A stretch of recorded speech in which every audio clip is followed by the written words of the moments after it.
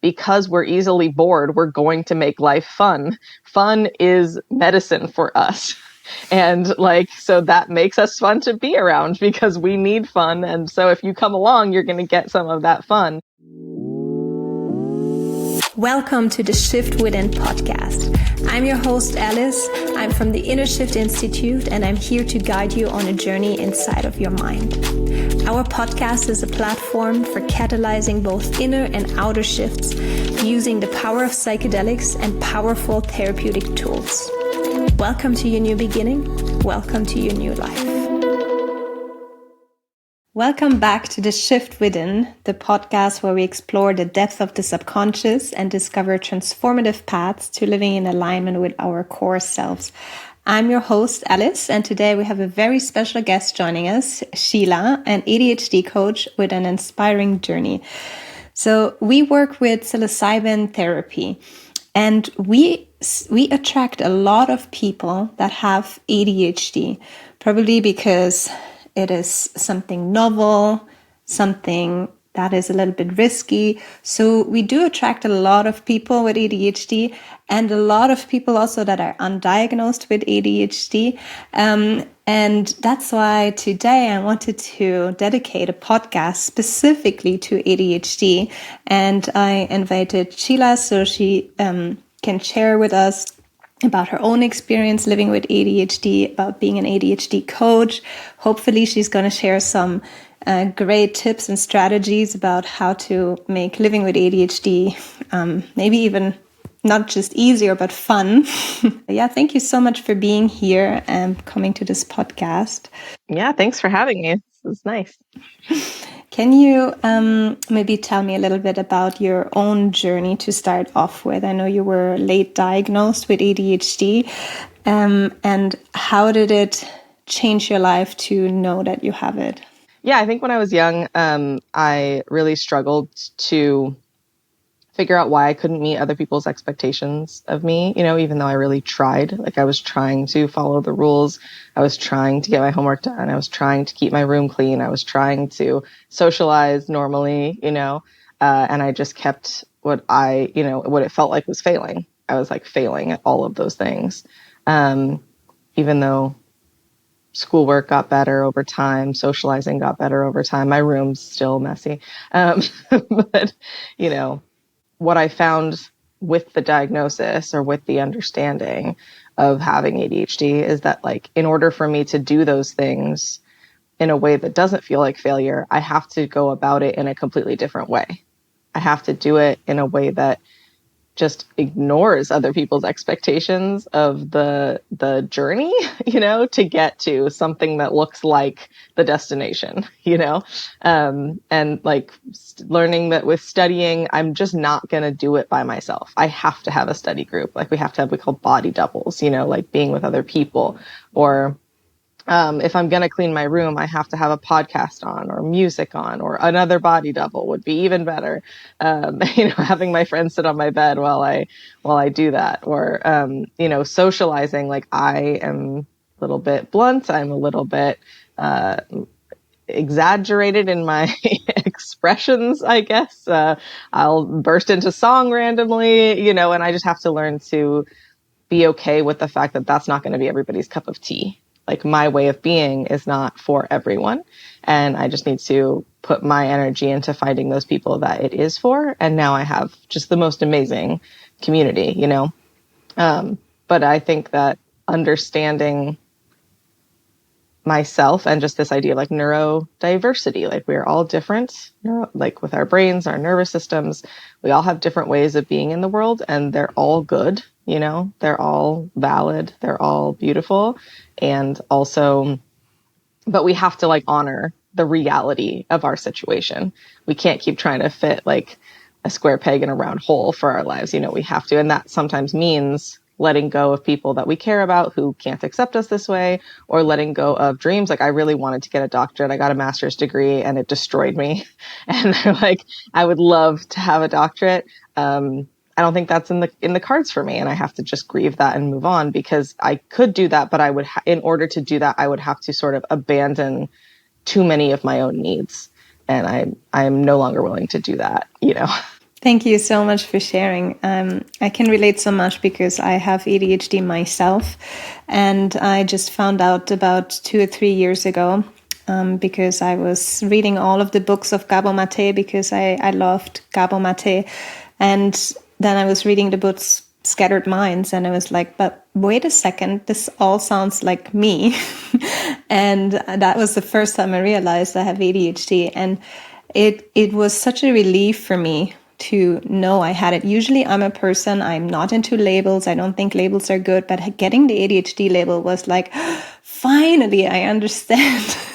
Like my brain really works different than the brain of like the neurotypical person, and the expectations that society puts on me, that I have now put on me because of society, yeah, they are just not realistic. And at the same time, then when I went on this tangent of like finding out everything about ADHD, I realized that a lot of my strengths and positive qualities also came from the ADHD. So today I see it a little bit differently than maybe like the mainstream idea of ADHD, who sees it as a disorder. And for me, I feel like I'm very neurodiversity affirming, where I say like, okay, yes, it is a disorder when you live in our society, but if we would change society, if society would become more open and different and slower and less complex, and we could actually live a really great life without feeling disordered.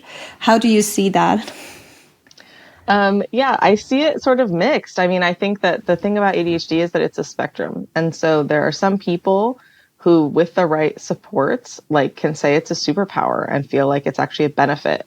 And then there are people who, without mass amounts of, even with mass amounts of medication, just can't, their ADHD, their thoughts are going so fast that they're miserable just within their own mind, despite their environment or their circumstances or their accommodations. And then most of us are somewhere in between, where like I feel like there's a lot of the ADHD for me that is a benefit. I feel like I'm a risk taker, which allowed me to start my own business and meet people I wouldn't have met and do things that I probably shouldn't spend money I shouldn't have spent to do amazing things, things like that, that I'm grateful for. And I know that it also causes me to hurt people, and I know that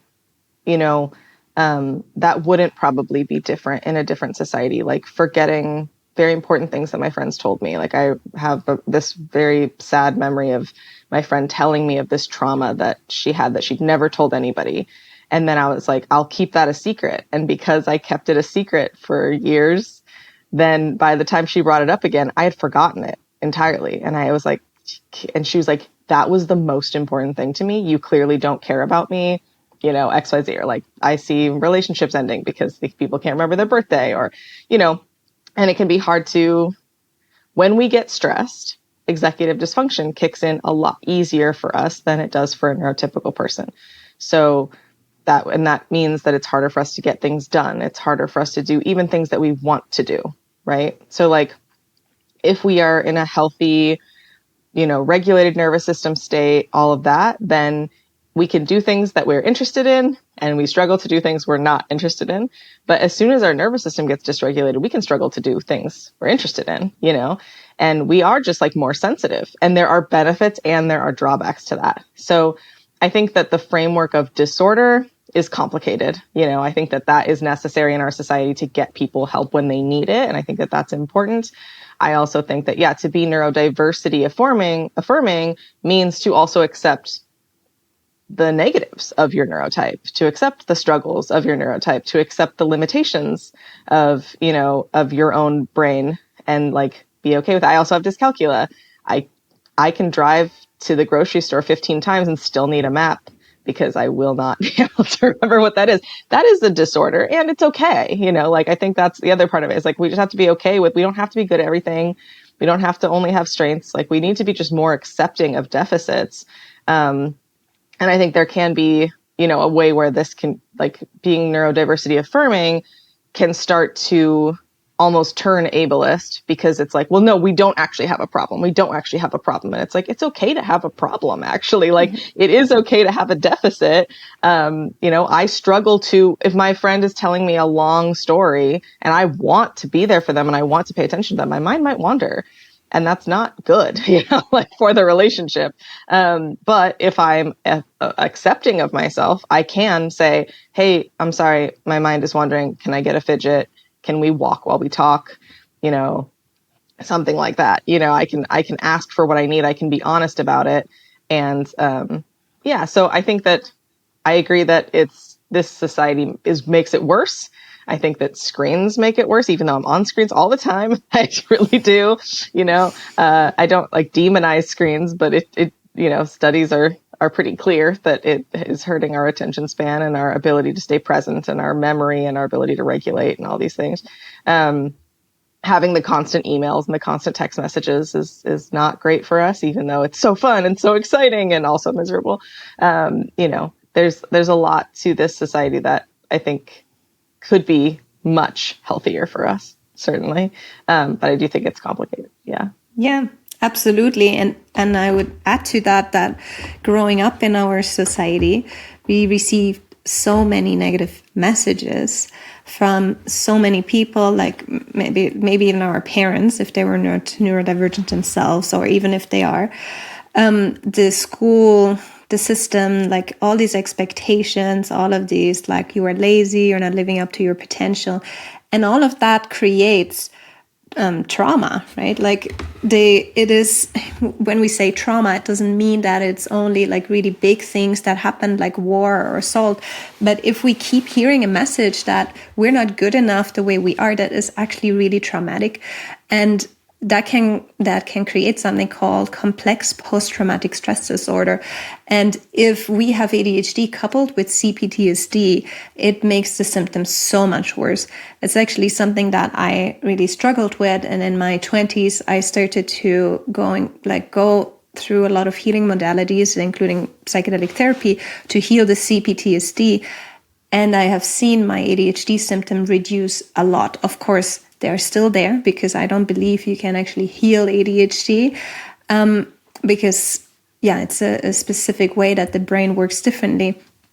But it has helped so much to really address the childhood trauma, to address all of these negative beliefs that we have absorbed and turned into an inner critic inside of ourselves. And I feel like this was the single thing that helped me most, was to change that internal dialogue and the way that I see myself, right?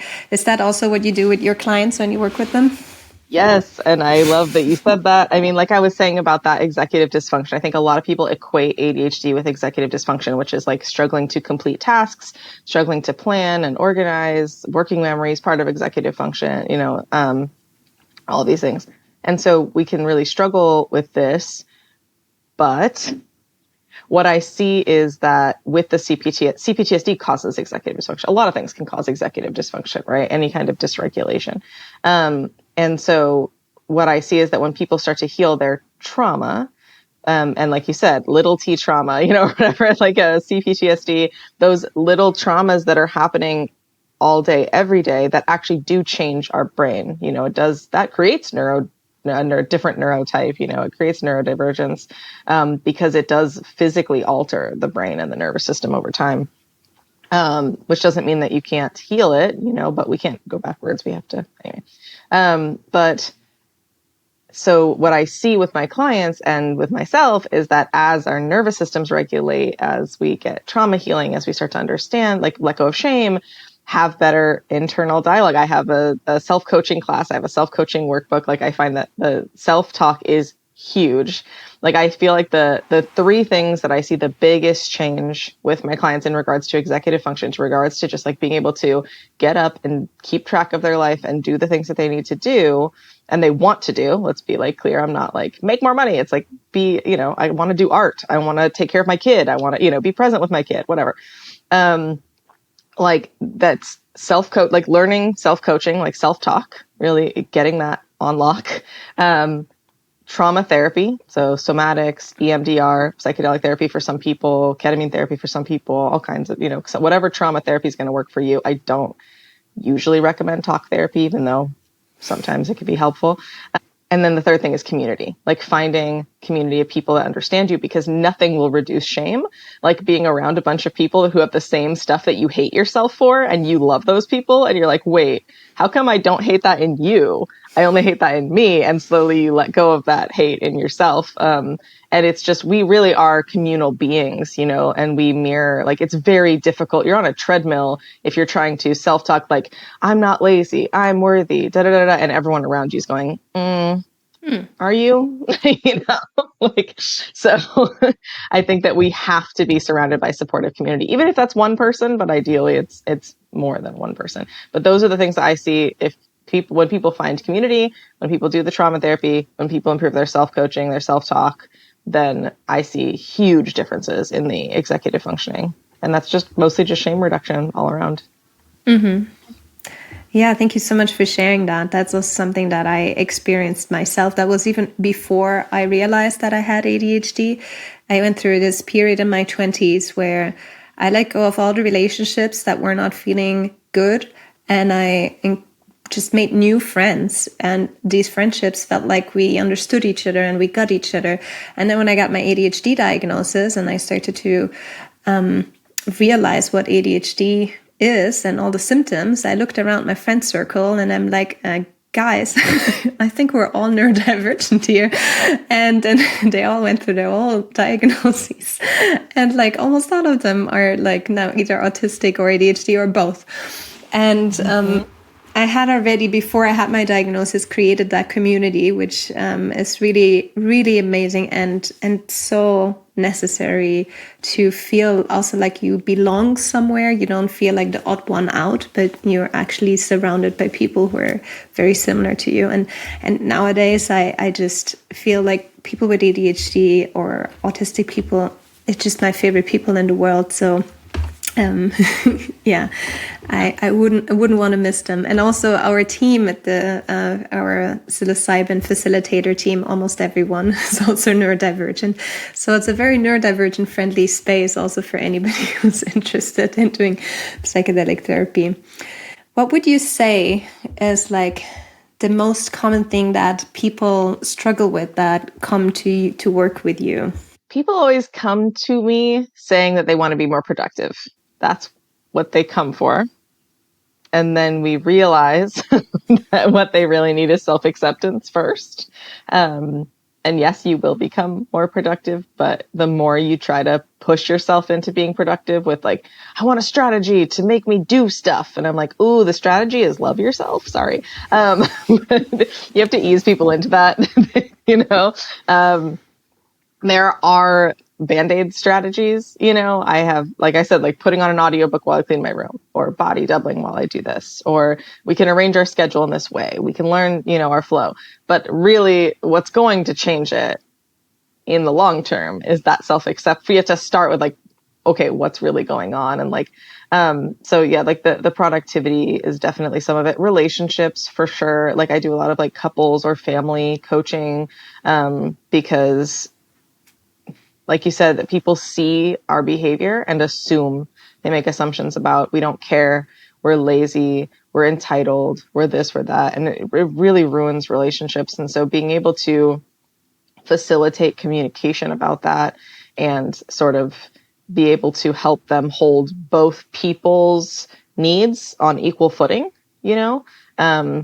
is because I think that in a lot of relationships, any kind of relationship, the person that has the neurodivergence is going to be the one that needs to be fixed, and the other person just waits around and waits for them to get fixed. And it's just, that's not how relationships work ever in any like way. Like, granted, they might have more work to do, but it has to be a collaborative effort. And if the collaboration's not there, it's not really going to get fixed. I mean, that person's not going to feel supported. And then, as we talked about, shame makes everything worse. So yeah, basically working on relationships, productivity, and just trying to get back to feeling like they have control over their life is something that I hear a lot. which with ADHD is, it's a fun dynamic because we do need a little bit of chaos. We do need a little bit of lack of control, and finding that balance where we feel in control of the important things, but can kind of let the other things go is really important. And that takes time to figure out. Yeah, I think those are like the main things, but a lot of things. Yeah, it really is not a piece of cake to live with ADHD in our complex society. I think it might have been a lot easier when we were still hunters and gatherers. Yeah, and I'm part of an organization. I'm on the board for Rewild Portland, which is it's an organization that it's, how do I explain this? It's like an anthropological like study, and also land connection, and also we teach ancestral skills like hunting and gathering, and things like that. And so there's a lot of people that are trying to raise their kids sort of closer to that. When we sometimes I go to these events and there's 12-year-old kids that are running around on thistles barefoot because they've just never worn shoes. And I'm just like, whoa. And obviously there's a lot of neurodivergent people in these spaces. And I teach classes in these spaces about neurodiversity, and but the perspective there is so different because there are people who are at varying levels trying to, recreate a more healthy way of being a human, a more natural way of being a human. Granted, we can't ever go back to being a hunter-gatherer. That's not the intention. The intention is just looking at where did we come from, where are we now, and where can we go that's going to meet our needs, in a way that makes sense, that actually makes sense for us, and which is just a fun space to be in. But seeing people partaking in these activities and just even like weaving a basket or doing flint knapping, like hitting rocks, and you're just like, oh, this feels so good in my body. Like I see like humans really needed this, and just being around community and like, oh, right, this is how humans were supposed to be. We were supposed to be banging things and running and throwing things and talking to each other. And, oh, I suck at this, so you do that. And you suck at this, so I'll do that for you. And, this like just completely different mindset. It's like, oh, how do we, with where we're at now, like, how do we get those same needs met? And yeah, it's not easy, but it's a fascinating journey to be on, I guess. Wow, that sounds really fascinating. Sounds like an event that I would like to be part of. Yeah, Echoes in Time, come on out. Yes. Yeah, I think like many of the people that I know that have also created a life that is very outside the mainstream, even with their children. Some of them even like live in buses traveling the world, or they don't send their kids to school, but they're like doing something called unschooling, which is free learning. And there are so many different ways that we can explore to live. So especially with ADHD, I think it's really important to not limit ourselves to the expectations and the standards of like normal society, and to try out different things and to see what works for us. Yeah. What would you say has worked best for you, like to create a life that you thrive in now? Yeah, I live in a communal house. So I live with 4 people. All of them are neurodivergent in some way. And yeah, we've got an autistic, ADHD, and CPTSD, maybe also autistic. And and then 3 dogs and 3 chickens. And it's very supportive, of that. Maybe I'm not good at fixing a shelf, but someone else is, but they really hate making phone calls, so I can do that for them. Or, there's a lot of that. Or right now, I don't know, something's been going on where a couple of us are having struggles with relationships, any kind of relationships in our lives. And so we've been just intentionally spending more community time together. And the evening last night, we just sat in the living room and read books, and I was playing a video game and everyone else was reading a book because that's what I felt like doing. And it was just lovely, and so that's really helpful, just feeling held in multiple ways. I feel like I can get my if I am oh my God, I cannot do the dishes today. I'm really stressed out, and I just look at it and my body just freezes up, which doesn't happen as much as it used to, but it still does happen. I can ask my roommate, hey, can you just do that for me, please? And they'll be like, yeah. And they know that if they're oh, I just don't feel like walking the dog today, I'll be like, I got that. We just know that we can do that for each other. And that is huge. It is huge. I also, like I said, I do the rewilding and like just really making space to move my body in different ways. I go to the gym and work with a trainer because I have like a lot of ADHDers. I have essentially EDS, but hypermobility. So I have like I have wobbly joints. So strength training is like absolutely necessary to like my health and well-being. And I also found that it is so good for my mental health, and like just helping my brain stay focused, stay regulated, stay calm.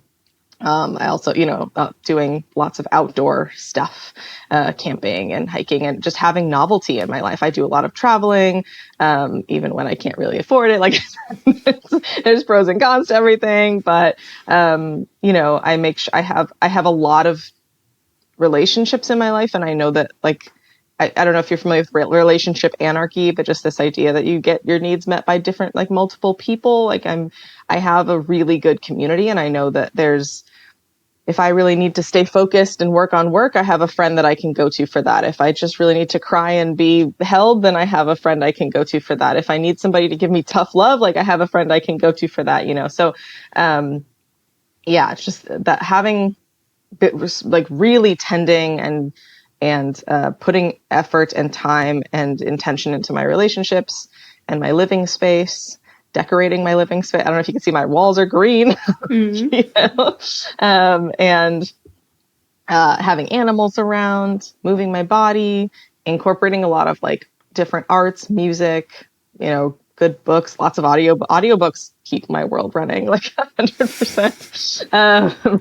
And, doing art and doing crafts and things like that. All of that I feel like are ways that, I accommodate my ADHD and just make sure that my nervous system stays regular. I also do somatic therapy, which I am also doing a training to become a somatic practitioner because I believe in that so much, especially for ADHD, and I can help my clients with that sort of thing, because it's really hard to make any progress if your nervous system's just completely dysregulated. So, yeah, that's a big part of it. All those things. And like a lot of ADHDers, I have RFID, I have like food issues, like texture issues or things like that. It's not just for autism. Lots of other people have sensory issues with food as well. And so I had working with a dietitian and like getting to a point where I was eating the right things for my body and my brain was huge. Figuring out with a doctor, like, oh, I have a gluten sensitivity, like, oh, I have a dairy sensitivity, like crap, and like, I actually have to accommodate that. And, oh, when I do, I can focus better. Oh, when I do, I don't feel so strung out. Oh, when I do, I'm not so exhausted, all of those things. So, taking care of my body, taking care of my relationships, taking care of my space, all of the things, really helpful. That sounds really lovely. Thank you so much for sharing. And I really love the way that you live your life, especially the sense of community you have. It sounds like there's a really strong community behind you. And then a lot of knowledge about ADHD and a lot of self-acceptance. So it seems like you're doing pretty well. Thanks.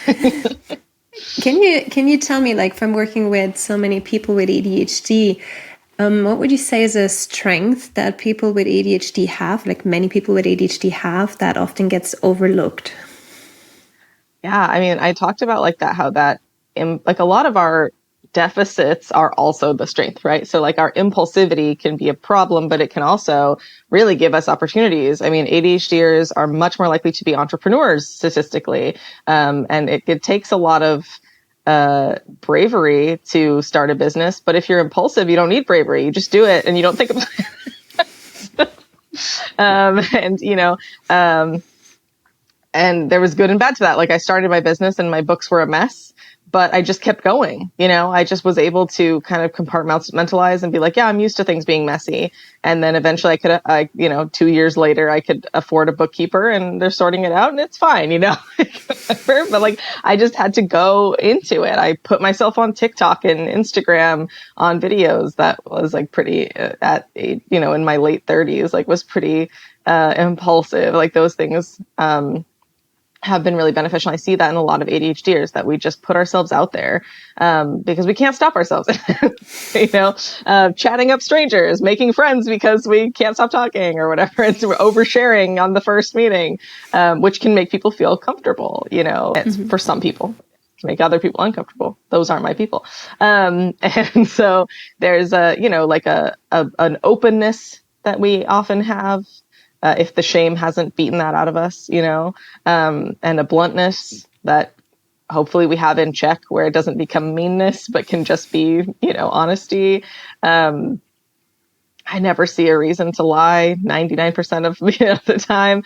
I think that there's this energy that I feel from ADHDers, an excitement about life. Again, when the shame and depression and anxiety hasn't beaten it out of us, I see an excitement about life. I see an openness to experience. I see because we crave novelty, we're always looking for something new. It makes us innovative. It makes us creative. It makes us interesting.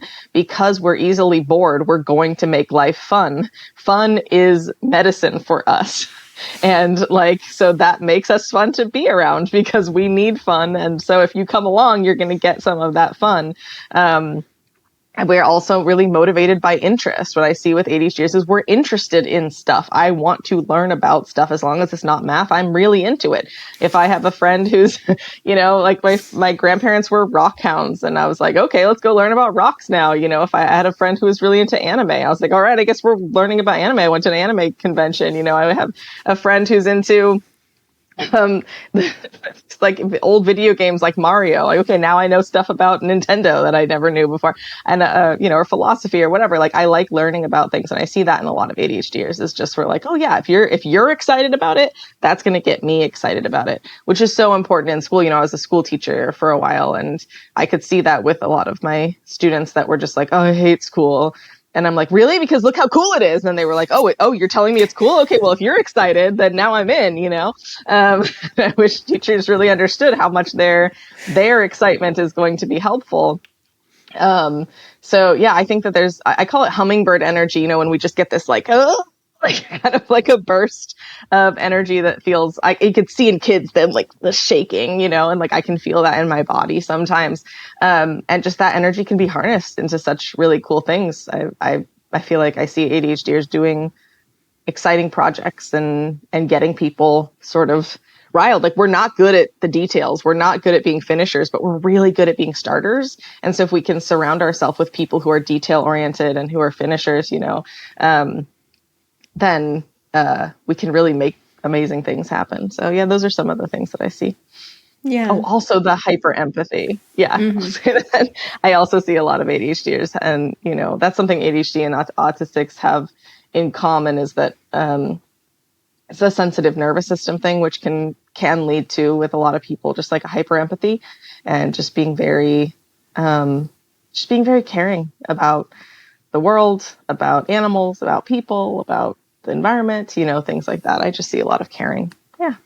It's all beautiful. Thank you for sharing all of these great qualities that are exactly the qualities that I also love about ADHDers. And my God, I would have loved to have you as my teacher when I was in school. When I was in school, it was all here, you need to learn this at this time. And I'm just sorry, but I am not interested. But yeah, I learned how to be creative in school by finding lots of different ways to cheat, and got my way through like this. I think that's really not uncommon. Yes. I did it. I went the charm route, where I just would charm my teachers into giving me slack, kind of cutting me slack and letting me redo assignments or letting me turn in things late, and all the way through my master's degree, just being please. Keeping myself interested in school by never shutting up in class, by being that really obnoxious person that doesn't stop talking, because as soon as I'm not engaged, my brain's gone. So but not everyone has that kind of confidence. Not everyone is as extroverted as I am, and so we all have to have our different tools for that. But yeah, if we could just change the school system to be more accommodating to different brains, what a miracle it could be. Yeah, how amazing. Yeah, I would love to be part of that, like changing the school system. It's has such a huge influence on our life. We spend so many hours of like such a long part of our lives in school, and it's really not. I mean, it's a very uncomfortable and scary experience if you keep going there and having like a negative experience over and over again, because you just don't fit in there, right? Like I made school fun, but it still left some marks of feeling like something is wrong with me. You know, like I was making jokes about it, became the rebel, but there was still something inside of me feeling like, why am I different, and why can I not just sit and listen like the others can? And then that becomes a lot of trauma work that we need to do when we're older. Yeah, and that's what we help our clients with when we have them come for the psilocybin assisted therapy. You don't have any experience with psychedelics, right? Not for the most part. I have used psilocybin. I had a friend who was selling it to therapists, and was growing it, and I sampled it on a but very low dosage because my brother had his bipolar triggered when he was 16, which is really young, by using psychedelics, and he's since sort of developed schizophrenia and hasn't really ever come out of that. And so I know that biological predisposition is a thing, and that so like I personally need to be very like cautious with that, so I don't really partake. But I've seen it be incredibly beneficial for a lot of people, especially like microdosing and doing it in like therapeutic environments. Like I think it's really a great tool. I just think it's not a great tool for everybody, and I'm probably not the person. Yeah, just genetically. It's really wise of you not to try it. I'm so sorry to hear about your brother and that he got triggered by a psychedelic. Yeah, people that have a family history of any kind of psychosis, bipolar, schizophrenia, they need to be extremely careful, and it's best not to do it. And if you have the diagnosis itself, one of the three I just mentioned, then you also should not take psychedelics. I mean, there are some people that still are being helped with psychedelics, even if you have diagnosis, but the risk is really high that it's going to trigger a psychosis, like an episode, and that's why it is not recommended for everyone.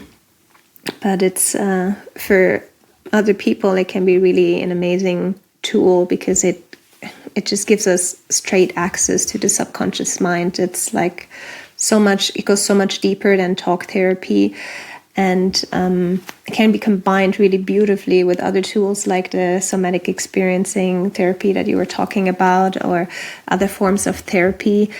What I find is really beautiful, and I see it because so many clients come to us that have ADHD, is it goes and rewires our brain.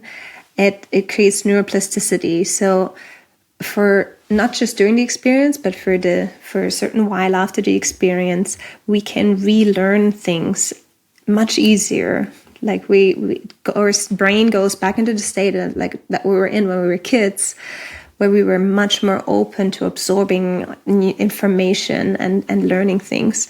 So if we then continue like trying to change our patterns after the psilocybin experience, we can change a lot of things. But also, when people come to me, the first thing that I will work with them on is the shame, because I think it's the most important one, is to transform that shame, let go of that shame. Everything else we can do after, like strategies and changing patterns. But first, let's stop fixing ourselves, because we have so many people that write in their application form, I want to fix my depression, I want to fix my ADHD, I want to fix this. And I always get back to them and say, how about we learn to understand it first instead of trying to fix it, right? I love that. Yes.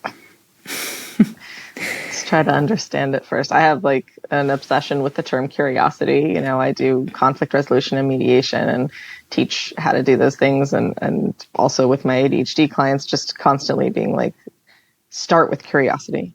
always start with curiosity. If you're trying to understand someone else, start with curiosity. If you're trying to understand your own behavior, start with curiosity. Like, let's figure out like where this is coming from. I have a class called the 18 Reasons Why You Struggle to Do the Thing, which is not the most succinct title, but it's just a list. Like when people be like, oh, I have executive dysfunction, I can't do things. And I'm like, okay, why though? Like, let's keep getting curious. Let's keep trying to understand that more. And so like I have outlined 18 different reasons. That it's not an exhaustive list, but at least it gets them started of like, are you understimulated? Are you overstimulated? Is it perfectionism? Is it shame? Are you just exhausted, or are you understimulated? Because we can get that confused with ADHD, right? Sometimes I'm tired and I think I just need a nap, but actually what I need is to move, like it's hard to tell sometimes, And so if we can sort of identify root causes and figure out where things are coming from, then we can start sort of like integrating what we need in, and things start to flow. But yeah, if you're thinking of it like a problem that needs to be fixed, any part of yourself like a problem that needs to be fixed, it's probably not going to work, because that self-acceptance and letting go of shame is like always the first step. Yeah.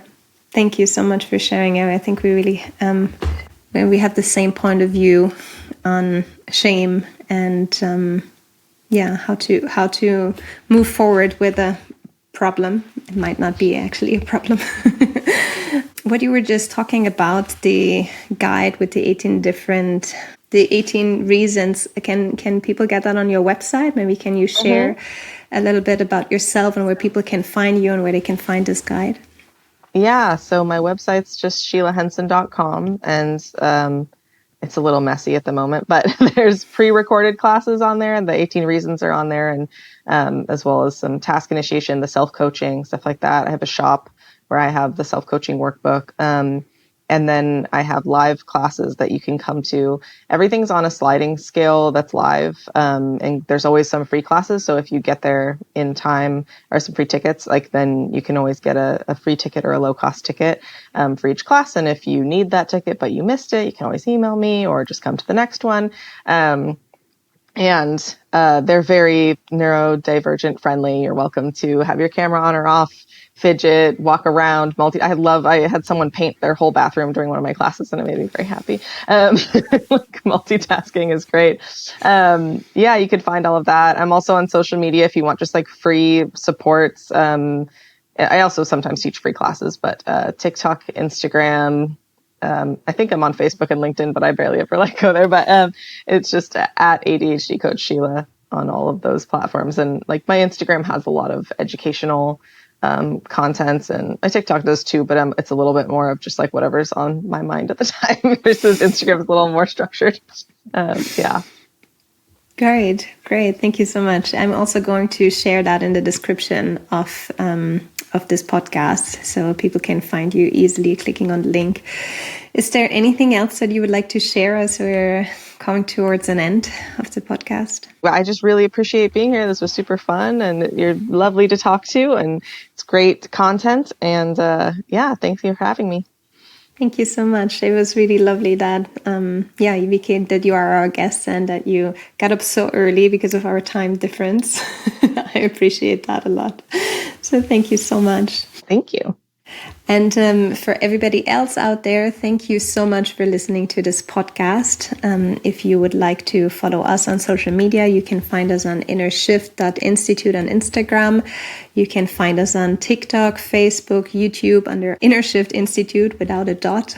And as usual, we really welcome your feedback, any questions you have, or any topics you would like us to speak about in our future podcast. We look forward to hearing from you, and thank you so much for listening. And I hope we're going to see you again, or I hope that you're going to listen to us again in the next episode. Thank you for listening to the Shift Within podcast. If you enjoyed today's episode, be sure to subscribe for more insightful conversations. Keep asking, keep understanding, keep shifting within, and see you next time in the next episode.